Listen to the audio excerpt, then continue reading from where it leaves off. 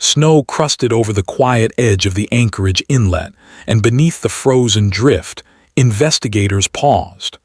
A gloved hand brushed aside ice, revealing not blood or violence, but an object that should never have been there. A single silver locket, half buried, unnervingly warm in the silent cold that morning. If you like stories like this, make sure to subscribe and like the video. The discovery of the locket on January 12, 1985, became the first tangible lead in the disappearance of 22-year-old University of Alaska student, Laura Kendrick, who had vanished 6 weeks earlier on an ordinary walk from her off-campus apartment along Northern Lights Boulevard. The Anchorage Police Department had already combed wooded corridors and frozen waterways with little success, and the winter darkness that settled early each day made every hour of the investigation feel heavier, slower, and increasingly futile. When the locket surfaced beneath snow that had drifted and hardened through multiple storms, it contradicted every earlier assumption about Laura's final movements. Investigators had believed she never reached the inlet or even ventured near it. The locket's presence upended the original search radius and forced detectives back into a landscape made treacherous by sub-zero air and tidal ice, shifting unpredictably beneath their boots. Inside the locket, forensic analysts found a tiny photo, slightly fogged by moisture but still clear enough to reveal Laura smiling against a summer backdrop. The clasp showed hairline scratches consistent with being tugged off, but not ripped. There were no signs of corrosion or prolonged exposure, meaning the item had been placed under the snow weeks after Laura disappeared, not at the time of her vanishing. This marked the first indication that someone had returned to the scene after public search efforts ended, a pattern often seen in cases where offenders attempt to move, hide, or symbolically revisit evidence. Anchorage in late winter carried a heavy stillness. Local news had run Laura's photo since November, and missing person flyers remained taped to the doors of diners along Spenard Road and the bulletin boards near campus housing. Students whispered in subdued urgency, careful not to sound hopeful but unwilling to admit defeat. Laura had been well-liked, known for volunteering at a downtown literacy center and working part-time at a gift shop near 4th Avenue. Her absence had created a quiet civic unease that grew stronger with each day. The case remained stagnant. Detectives reconstructed her final known movements. Witnesses placed her leaving her apartment at 3:45 p.m., bundled in a red parka, boots, and wool hat. She planned to walk to a small cafe near Westchester Lagoon before the early winter sunset. She never arrived. A brief snowfall that afternoon disrupted visibility, and the temperature plummeted quickly, erasing footprints and scent trails that cadaver dogs could have tracked had conditions remained stable. Police logs from the first search weekend documented the challenges: wind cutting across marsh flats, early ice thinning over tidal channels, and constant darkness limiting aerial support. With the discovery of the locket, detectives widened their perimeter beyond the lagoon and toward the inlet. Cadaver dogs, trained for frozen conditions, indicated interest near a patch of uneven snow not far from where the locket emerged. Beneath compact ice-lay soil disturbed earlier than surrounding ground. Core samples revealed fibers consistent with wool and synthetic insulation, but no remains. The possibility arose that Laura had first been concealed, then relocated, an unsettling but not uncommon tactic in homicide cases where the perpetrator fears renewed searches. The Anchorage Cold Case Unit moved into collaborative mode. FBI profilers, familiar with northern terrain disappearances, reviewed Laura's social history. No known enemies. No contentious romantic involvement, no financial disputes. Her routines were predictable, her social circle stable. This narrowed investigative focus to opportunity-based abduction or someone who had followed her long enough to understand her solitary walking schedule. By February 1985, as the sun began returning more fully to Alaska's sky, thaw cycles revealed incremental new evidence in the inlet outskirts. A strip of red fabric matching Laura's parka, lodged against driftwood beyond the regular tide line. Forensic threads matched the jacket she was last seen wearing. The location, however, suggested a deliberate placement after tidal retreat rather than natural movement from the original path. Detectives interpreted this as purposeful staging, possibly meant to mislead or possibly compelled by the perpetrator's psychological imprint of returning to re-engage with the scene. Media coverage intensified. The Anchorage Daily News published cautious updates, citing anonymous sources about a suspect profile emerging from patterns of reapproach. The public began to fear a predatory presence along winter walking corridors, and local businesses invested in better lighting for footpaths. Despite broad community vigilance, the perpetrator remained unseen. Breakthrough arrived through a minor offense arrest in March. A park maintenance worker, 31-year-old Samuel Trenton, was taken in for trespassing on municipal storage property along the inlet. Officers noted his nervous behavior and possession of a folded missing flyer from Laura's case inside his utility vest pocket. Trenton had no known connection to Laura, but his employment routes overlapped her walking path almost daily. When questioned, he claimed to have kept the flyer simply because the case interested him. Records showed, however, that he had been reprimanded twice for entering restricted shoreline zones after work hours, precisely when evidence appeared post-disappearance. Search warrants for Trenton's residence yielded a set of boots with soil and ice residue matching the unique mineral composition near the Locket's recovery zone. Forensic analysts later detected trace fibers consistent with Laura's parka lining embedded in the boot's inner stitching, unlikely to result from casual environmental contact. The boots became the main evidentiary link, demonstrating proximity at critical time intervals. The investigation deepened through methodical analysis rather than sudden revelation. Trenton's time cards, paired with municipal gate logs, placed him near the inlet multiple times at night in early December and late January, long after Laura's initial disappearance and successive search efforts. When investigators presented these findings to the district attorney, the framework for probable cause solidified. Although still no remains had been found, cumulative physical evidence and behavioral indicators aligned with lawful thresholds for arrest on charges of homicide, predicated on circumstantial but compelling forensic correlation. Autopsy conclusions would not emerge until April thaw, when receding snow along the lagoon edge revealed skeletal remains partially preserved by permafrost. Dental records confirmed Laura. Forensic pathologists noted no overt signs of trauma, consistent with environmental exposure following homicide without visible assault mechanism. The absence of blunt or penetrating force markers did not rule out homicide, as hypothermia can be weaponized through restraint or abandonment. Taphonomic studies indicated the remains had been placed intentionally rather than left in line of natural drift, matching earlier behavioral conclusions about relocation. With remains now recovered, prosecutors proceeded to grand jury indictment. Trenton's trial began in October 1985 and unfolded with restrained but firm litigation. Forensic soil composition, fiber transfer, boot trace concurrence, and documented site revisits formed the backbone of prosecution.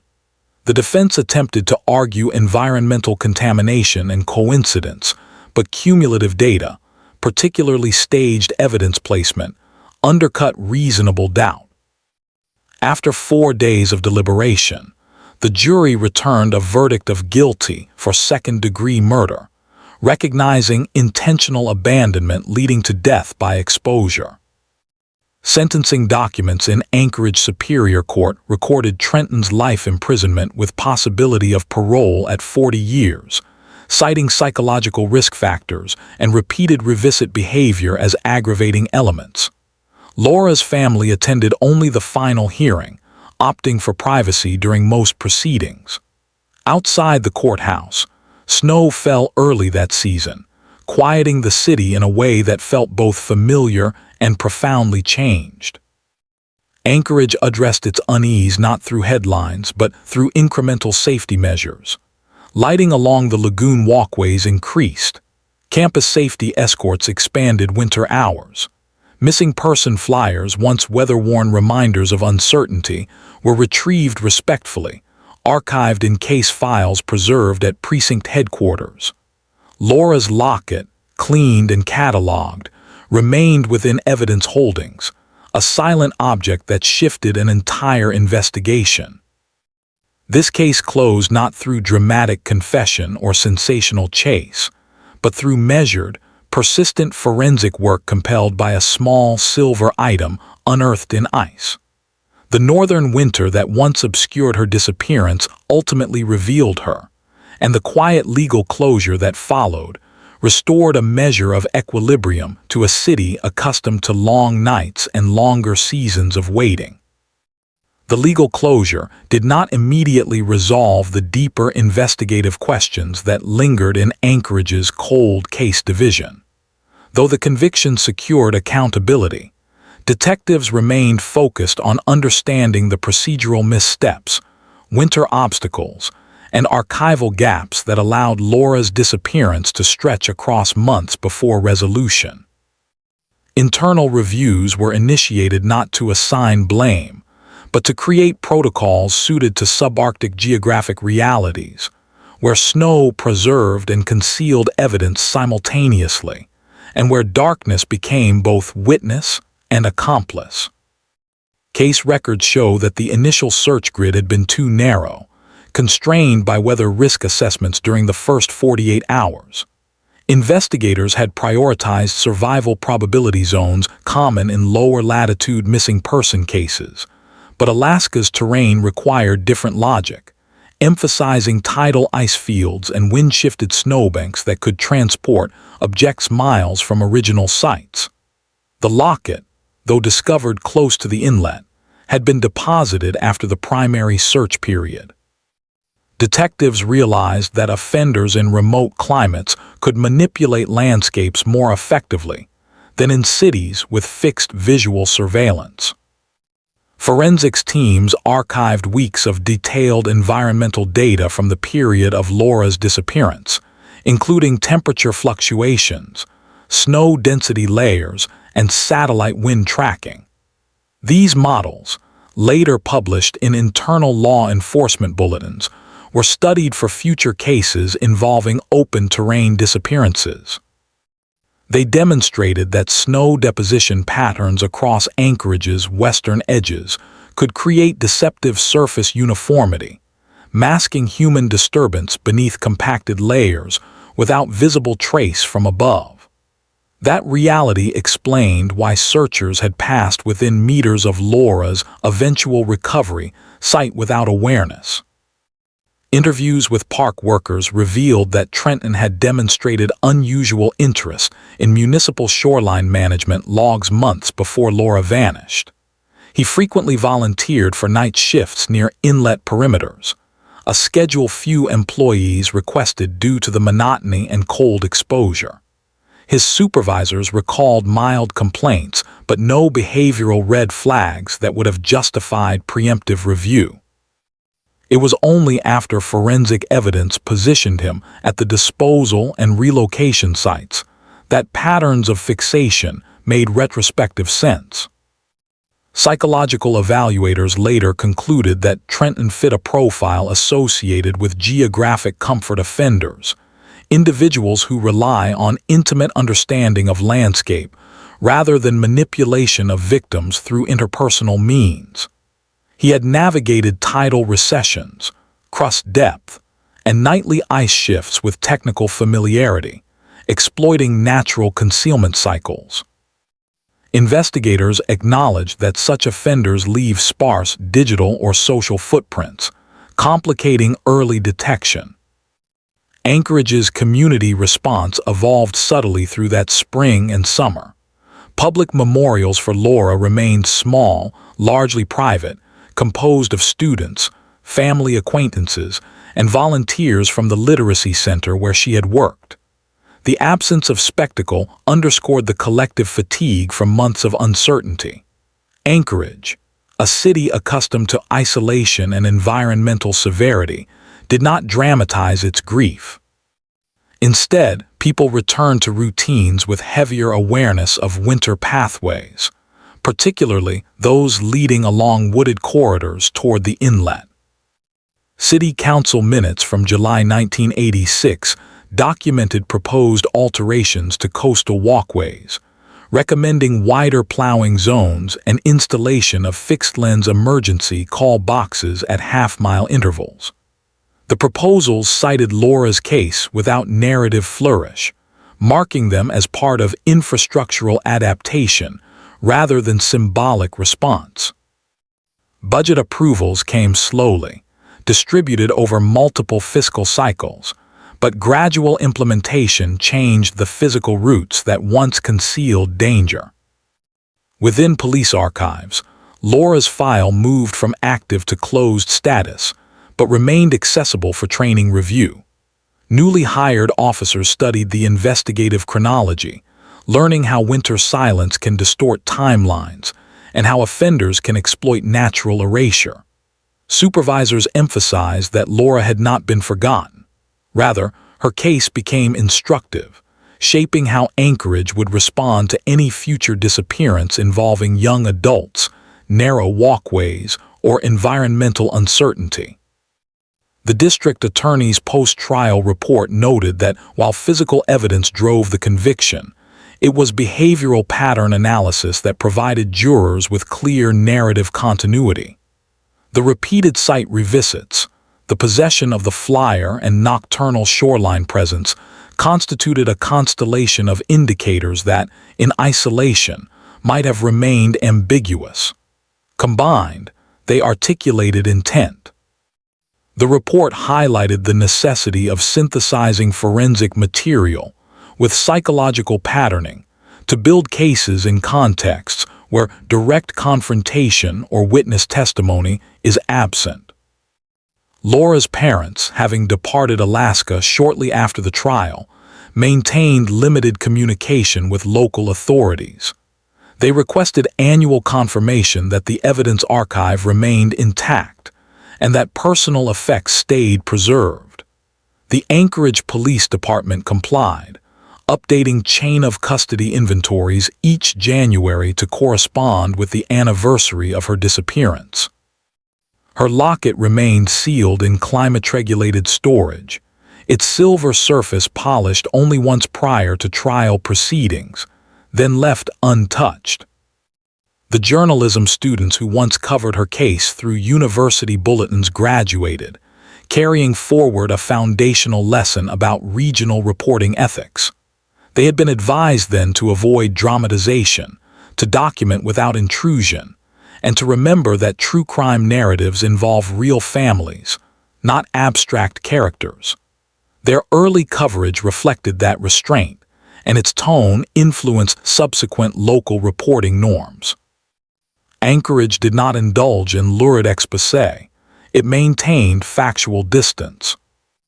In the Anchorage Daily News archives, Laura's story exists as clipped columns, short updates, and procedural summaries rather than sensational front-page spreads.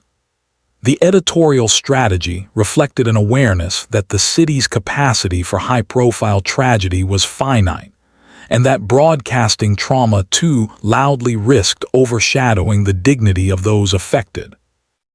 Even the final article announcing Trenton's conviction featured measured wording, focusing on forensic outcomes, sentencing guidelines, and winter search methodologies. By 1987, Internal police analyses confirmed a reduction in night trail usage along inlet corridors during heavy winter months.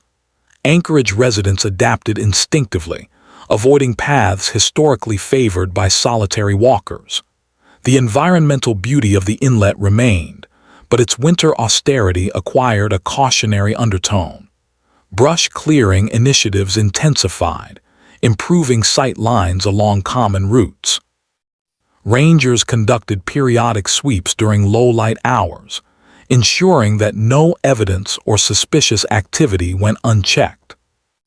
Forensic textbooks used in Alaska State Academy began referencing Laura's case in sections dealing with sub-zero death investigations, emphasizing how hypothermia-adjacent homicide requires careful differentiation from accidental exposure deaths.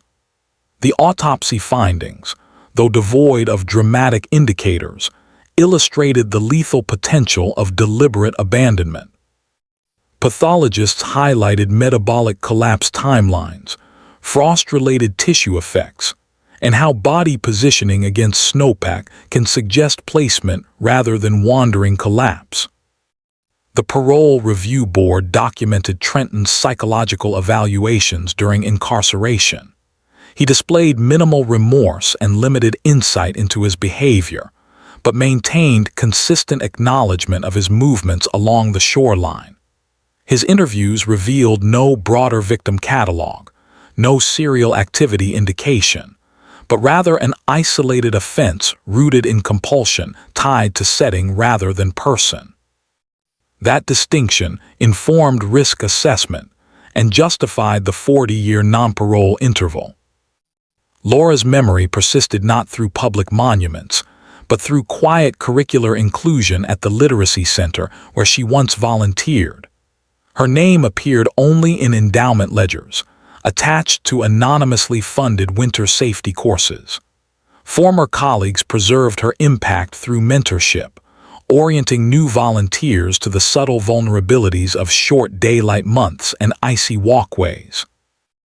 Anchorage's collective adjustment remained subdued, but undeniably present. In the years that followed, no comparable disappearance along those same winter routes was recorded. Patrol presence increased, lighting improved, and residents altered habitual transit patterns.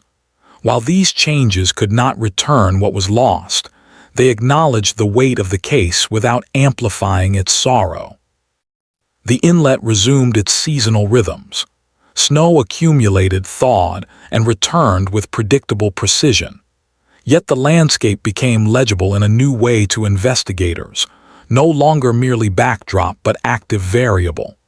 Laura's disappearance and recovery reconfigured Anchorage's understanding of how isolation, darkness, and terrain can intersect with human intent. Everything archived remained intact, calibrated to a future that might require reference, but hopeful that no similar file would need its guidance. In Anchorage's forensic storage, the Locket lay quiet, suspended between memory and evidence, marking a point in winter where silence broke just long enough to reveal truth beneath ice. The decades that followed did not erase the case from Anchorage's institutional memory. Instead, its procedural lessons matured, becoming fixtures in law enforcement training manuals and municipal planning guidelines. In 1995, the city commissioned a retrospective review of all unsolved cold cases from the 1970s and 1980s, using Laura's file as the benchmark for how environmental forensics should be applied to missing person investigations in Arctic climates. Her case demonstrated that terrain, temperature, and darkness were not merely conditions, but active variables capable of shaping investigative timelines and evidence integrity. Whether reports from the winter of 1985 remained stored alongside the official case documents, forming a comprehensive archive that paired meteorological data with law enforcement chronology. The integration allowed analyst teams to better model snowpack concealment, tidal freeze cycles, and ice drift in relation to human movement patterns. This approach, though standard now, was rare at the time of Laura's disappearance. Early computational modeling of terrain response to storm systems proved vital to establishing that the Locket and parka fibers had been placed intentionally, not transported naturally by wind or thaw. Long-term policy revisions emerged from this realization, leading to the practice of tracking not only missing individuals but environmental reaction to their last known presence. Anchorage's police academy incorporated a simulation based on Laura's disappearance, built not to induce emotional response, but to enforce procedural adaptability. Trainees navigated shifting snow fields, incomplete timelines, and indistinct footprints, learning that evidence could be concealed by silence and stillness as effectively as by deliberate human action. The exercise emphasized that in isolated geographies, especially during long winters, ambient conditions can become complicating sets of variables, requiring investigators to maintain vigilance long after public urgency has subsided. Laura's parents, having resettled in Oregon, maintained distant contact with Anchorage authorities.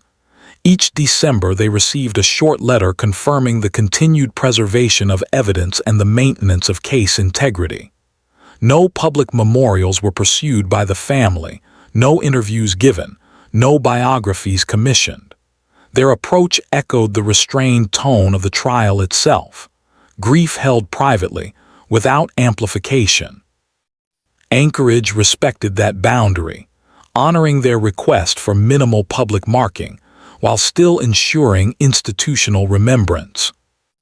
In the years after sentencing, statewide legislation expanded protocols for reporting missing adults aged 18 to 24.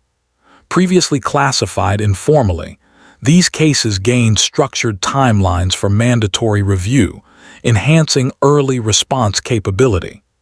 Though not formally designated as Laura's Law, drafts of the policy referenced her case repeatedly as impetus.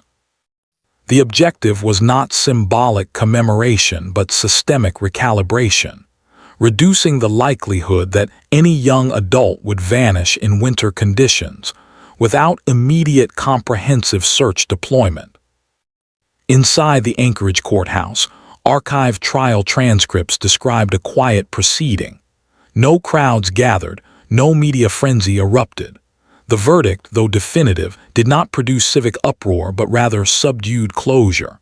The judge's sentencing remarks noted that Laura had been denied the fundamental expectation of safe passage through familiar ground. The court acknowledged the gravity of isolation weaponized, not through physical force, but through abandonment. The legal language was measured, reflecting the case's foundation in accumulation of detail rather than spectacle. Municipal shoreline patrols grew more consistent in subsequent winters.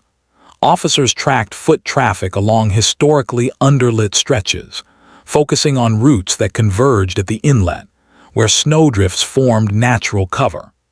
Anchorage's Parks and Recreation Department revised maintenance schedules so that snowbanks near trail edges were reduced before compaction could create concealment zones.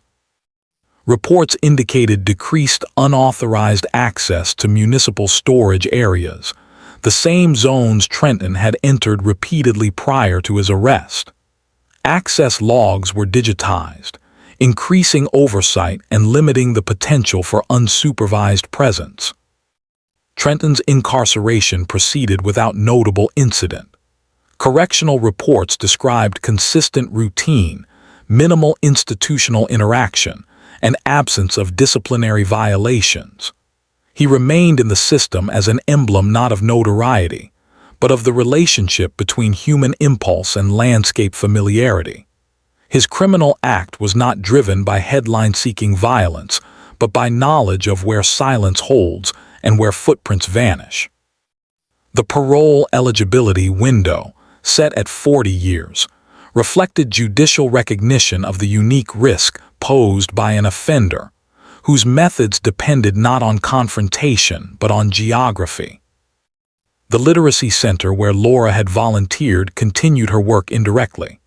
A quiet scholarship fund, unpublicized and anonymous, began supporting winter safety awareness and map orientation classes for new students unfamiliar with Anchorage's seasonal conditions. Volunteers taught incoming residents how to navigate early sunsets, sudden snow squalls, and frozen tidal transitions. Her name was never printed in materials, yet her motivation, ensuring safe access to community services, persisted. Police records from the late 1980s noted a sharp decline in winter disappearance cases among young adults in Anchorage. Analysts correlated this shift with increased public caution and infrastructure upgrades rather than transient coincidence. Laura's case served as a reference point, not frequently discussed, but consistently present in procedural memory. It reminded investigators that even a predictable route could lead into areas of environmental volatility, where visual markers disappear beneath snow hardened by gale-force wind. In the Alaska State Crime Lab, her locket remained sealed in its climate-controlled container. The chain, once faintly tarnished, stabilized under preservation protocols. Forensic archivists confirmed annually that its condition remained unchanged, its relevance undiminished. Items of evidence in long-closed cases are sometimes released to families, but Laura's remained within the legal archive by parental request. It existed not as sentimental keepsake, but as the precise object that redirected investigators when the case risked collapsing beneath ice and time. Anchorage's winter skyline shifted in subtle ways after 1985. Path lighting extended further toward coastal margins, and signage warned of rapid temperature drops that could induce confusion or misjudgment during solitary walks. Trails once considered intimate routes became more regulated, their narrow bends cleared and widened. None of these measures publicly credited Laura, yet each bore the imprint of a case that required the city to revise how it conceptualized safety in seasonal darkness. In academic circles, criminologists reference the case when studying non-aggressive homicide modalities, those in which death results not from assault but from situational engineering. Laura's disappearance illustrated how absence of visible injury does not equate to absence of intent. The eventual autopsy findings, though not dramatic, confirmed that exposure is lethal when enforced through abandonment without possibility of return. Researchers noted that in Arctic regions, homicide can assume forms indistinguishable at first from environmental misadventure, necessitating extended forensic scrutiny. For Laura's classmates, the memory of her remained preserved in yearbooks and small annotations, not through dramatic reunion events or public ceremonies. Anchorage in the 1980s was a city familiar with isolation, where loss did not erupt but settled quietly across winter streets, absorbed by snow and silence. It was fitting that her memory endured not through spectacle but through structural change. As the 20th century drew to a close, Anchorage matured into a city that understood its landscape more intimately, acknowledging that nature could conceal harm and reveal truth with equal precision. Laura's case stood not as a narrative centerpiece, but as a foundational lesson in how methodical persistence can overcome environmental mooting of evidence. Today, her file remains closed and complete, its documentation thorough, its chain of custody unbroken. The inlet continues its cycles of freeze and thaw, and snow still gathers along its edges. Yet the silence there is different now, not ominous but watchful. Anchorage learned to listen more closely to what winter hides and eventually returns.